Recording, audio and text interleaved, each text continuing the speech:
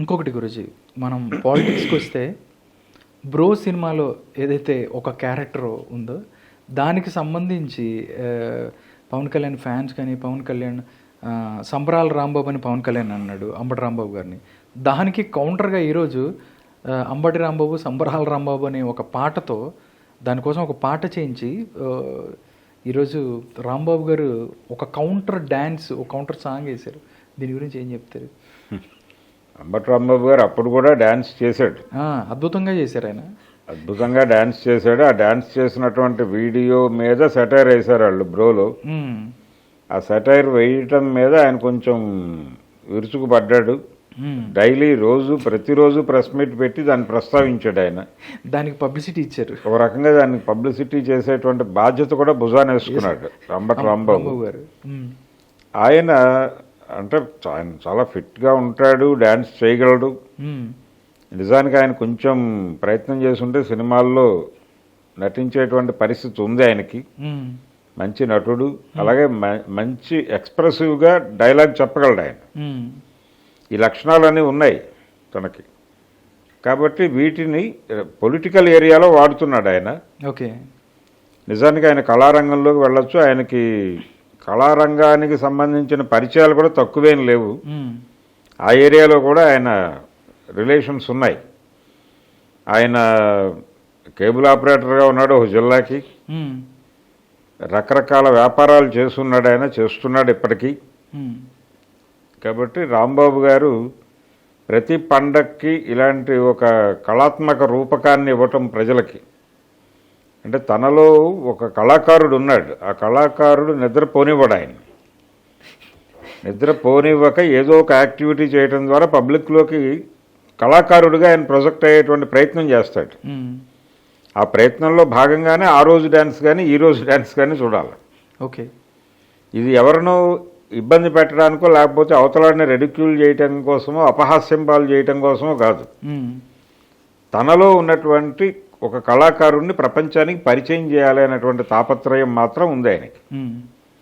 ఆయన మాట్లాడేటప్పుడు కూడా, ఆయన అసెంబ్లీలో మాట్లాడేటప్పుడు కూడా ఉపన్యాస కళగానే మాట్లాడతాడు. ఆయన హావభావాలు ఆయన వాడేటువంటి పదాలు కూడా తెలుగులో అద్భుతమైన పదాలు వాడతాడు, మంచి పదాలు వాడతాడు. అలాగే వాక్య నిర్మాణం కూడా చాతుర్యంతో కూడుకుని ఉంటుంది. ఇదంతా వాంటెడ్గానే చేస్తాడు ఆయన, ఇదంతా ఇంటెన్షనల్గానే చేస్తాడు. ఇలా ఉండాలి అని అనుకుని చేసే ప్రోగ్రామ్ అది. ఈ ప్రభావం కలగాలి అంటే మనం మాట్లాడేటప్పుడు విన్నటువంటి వాడు, అది యూట్యూబ్లో విన్నవాడు ఇలా రెస్పాండ్ అవ్వాలి, స్ట్రైట్గా విన్నవాడు ఇలా రెస్పాండ్ అవ్వాలి అనే టార్గెట్ ప్రోగ్రామ్ కూడా ఉంటుంది ఆయనకి. ఓకే, అందుకని ఆ పద్ధతిలో చెలరేకపోతాడు ఆయన. ఇలా మనకు 2-3 కనిపిస్తారు వైఎస్ క్యాబినెట్లో. ఈయనొకడు పేరుని నాని కూడా చాలా సెలెక్టివ్గా చాలా సిస్టమేటిక్గా మాట్లాడతాడు. ఆయన కూడా రెగ్యులర్గా సినిమాలు చూసిన వ్యక్తే. చిరంజీవి గారి అభిమానిని అని చెప్తాడు ఆయన. అవును, ఆయన మచిలీపట్నంలో చిరంజీవి గారి సినిమాలకి బ్యానర్లు కట్టాడంటే ఆయన చదువుకునేటప్పుడు. అదే అంటే పేరుని కృష్ణమూర్తి గారు అబ్బాయి ఆయన. పేరుని కృష్ణమూర్తి గారు జడ్పీలో చేశాడు, తర్వాత ఎమ్మెల్యే అయ్యాడు, మంత్రి అయ్యాడు. ఆయన ఒక gold colour shirt full hands వేసుకుని వైట్ ప్యాంట్ వేసుకుని అలా ఉండేవాడు. పేరుని కృష్ణమూర్తి గారు రైల్వే స్టేషన్లో అక్కడ చాలా నార్మల్గా నిలబడి ఉండేవాడు ఆయన. నేను జడ్పీఓ లేకపోతే నేను ఎమ్మెల్యే నన్ను ఇది ఉండేది కాదు. ఎవరితోనైనా సరే ఆయన వెంటనే వచ్చి కలిసిపోయేవాడు. ఎవరు వెళ్ళినా తమ సమస్య ఈజీగా ఆయనకు చెప్పుకునే పరిస్థితి ఉండేది. పేరుని కృష్ణమూర్తికి ఆ ఇమేజ్ ఉంది. ఆ ఇమేజ్ మీద ఇప్పుడు ఆయన మనవడు పేరుని నాని కొడుకు కూడా ఇప్పుడు రంగంలోకి దిగాడు. రేపు సీట్ అతనికే ఇస్తారని చెప్పేసి కూడా ప్రచారం, దాన్ని కన్ఫర్మ్ చేశాడు నాని. ఓకే, కాబట్టి రాజకీయ వారసత్వం కృష్ణమూర్తి గారి మనవడు కూడా ఇప్పుడు పొలిటికల్ ఏరియాలోకి వచ్చేసాడు. సో వీళ్ళందరూ కూడా ఉపన్యాసాన్ని ఒక కళగా భావించి మాట్లాడతాడు ఆయన. పేరుని నాని కూడా అంబటి రాంబాబు స్టైల్లో. వీళ్ళిద్దరికీ కామన్గా జగన్మోహన్ రెడ్డి గారు అప్పచెప్పిన బాధ్యత ఏంటంటే పవన్ కళ్యాణ్ మీద దాడి చేయండి అని. పైగా వీళ్ళిద్దరు కాపులు.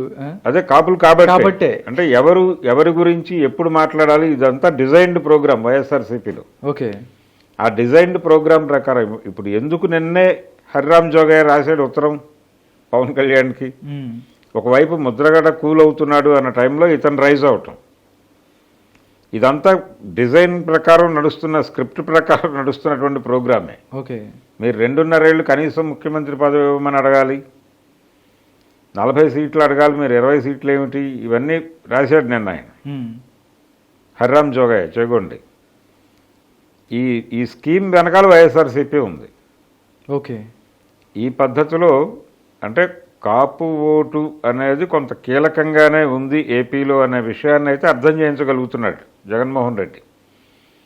కాపులు టీడీపీ వైపు టర్న్ అయితే తనకేదో ప్రమాదం ఉంది అనేటువంటి ఇండికేషన్ ఏదో ఉంది ఆయనకి. ఓకే. అందుకని కాపు ఓట్లు టీడీపీ వైపు వెళ్లకుండా ఏం చెయ్యాలో అవన్నీ చేస్తున్నాడు.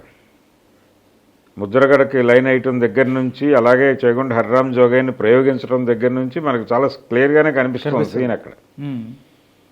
సో ఈ ఏరియాలో అంబటి రాంబాబు గారు కీలక పాత్ర పోషిస్తున్నాడు జగన్మోహన్ రెడ్డి గారి కోటరీలో. అందుకని ఆయన చాలా అగ్రెసివ్గా మాట్లాడుతున్నాడు, అగ్రెసివ్గా నటిస్తున్నాడు, అగ్రెసివ్గా డాన్స్ చేస్తున్నాడు, ఎంటర్టైన్ చేస్తున్నాడు, భయపెడుతున్నాడు, టెర్రరైజ్ చేస్తున్నాడు. అన్ని పనులు తనే నిర్వహిస్తున్నాడు ఒక రకంగా. అందుకు అతన్ని అభినందించవచ్చు. ఓకే.